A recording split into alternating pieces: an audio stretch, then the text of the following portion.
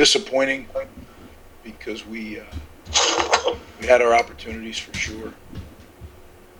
We were unable to do some things that we had to do to win this game. They're a good football team.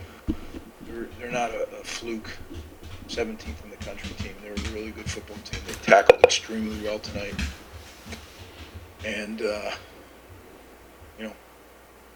it was 7 takeaways last week, none this week. And they had three that led to 17 points, 2 of them inside our, 25-yard line. So that's very hard to overcome. But where we find ourselves, so we're running out of firsts, right? We had our first win together. Today we had our first loss together.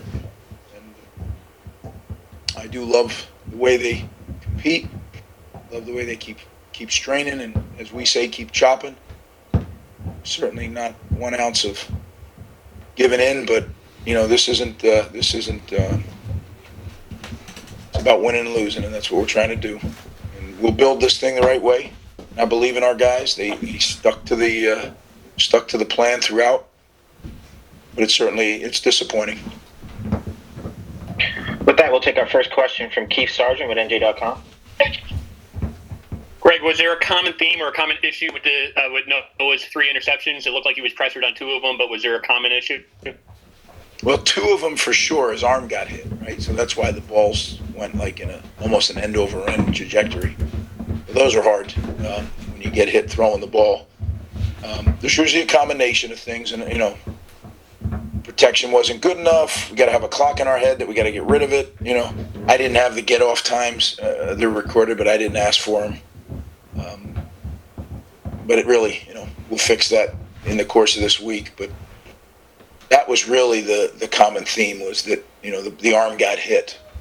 So that's encouraging if you can protect. They weren't just thrown to the other team, but, we got to protect better, and we got to make sure we understand that clock in your head. Our next question is from Chris Eisman, Gannett. Yeah, Greg, some of the penalties, is that just early season stuff that can be cleaned up, or is there something more to it that?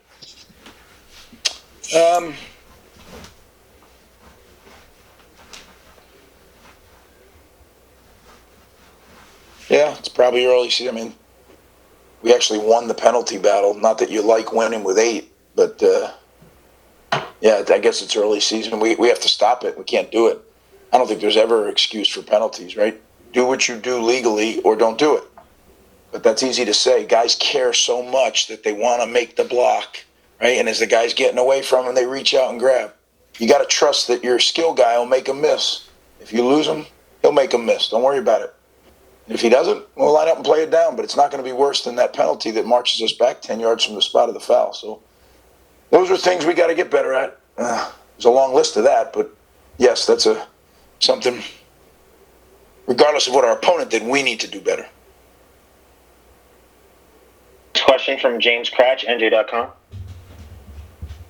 It's 2 games in. What do you think about the offense so far? It seems like a couple of drives aside, you've been pretty stagnant the last 2 weeks. I'm not ready to go there, Cratch. I think, we have to become consistent. We do some things to move the football at times that are exciting. At other times, that's a good defense. And as you saw by the result today, the Michigan State's a good team too. Right? So we played 2 good teams. And I think you all know this, but every week you play in the Big Ten, you're playing a good team. So get ready. I mean, if you're not ready to play at optimum level, it's going to be hard to move the ball. It's going to be hard to stop them. It's going to be hard to be effective in the kicking game. This is the top of the food chain. So we have to learn to live and perform at the top of the food chain.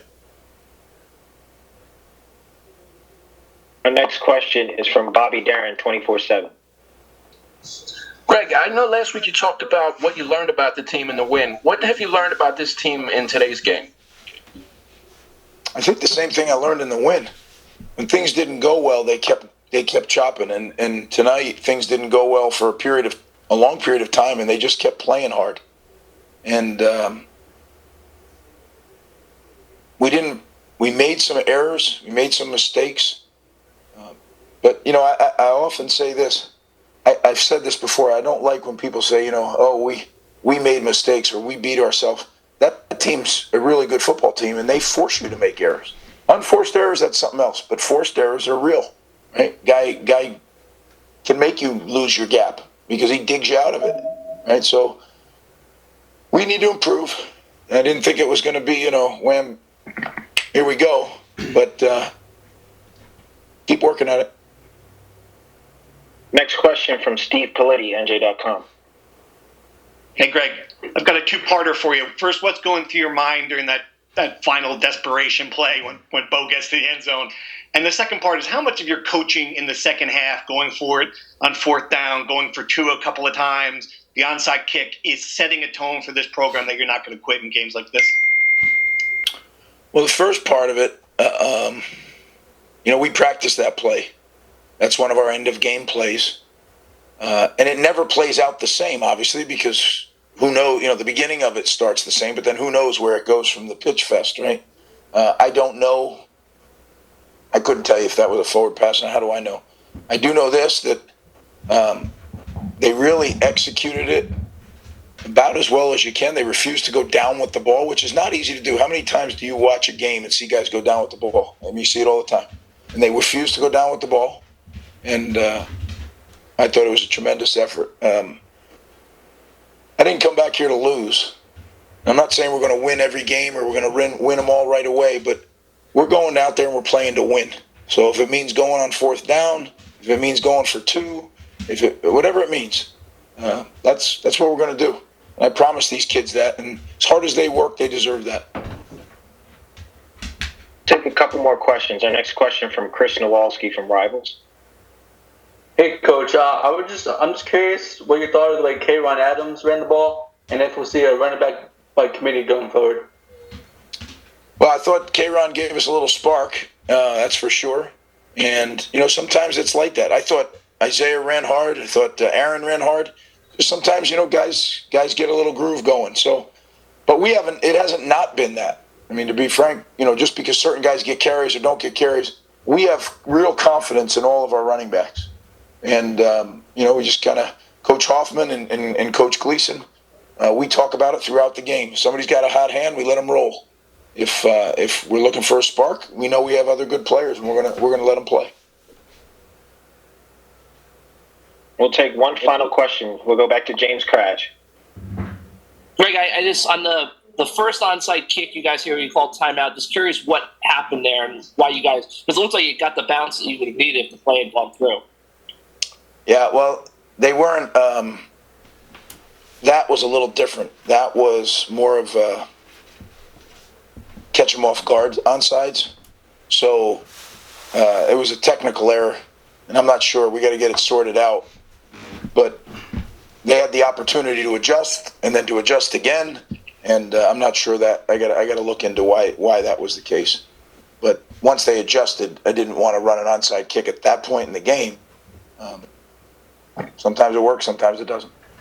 Guys, I appreciate it, and sure we're gonna have God willing, we'll have many more. So appreciate you covering us.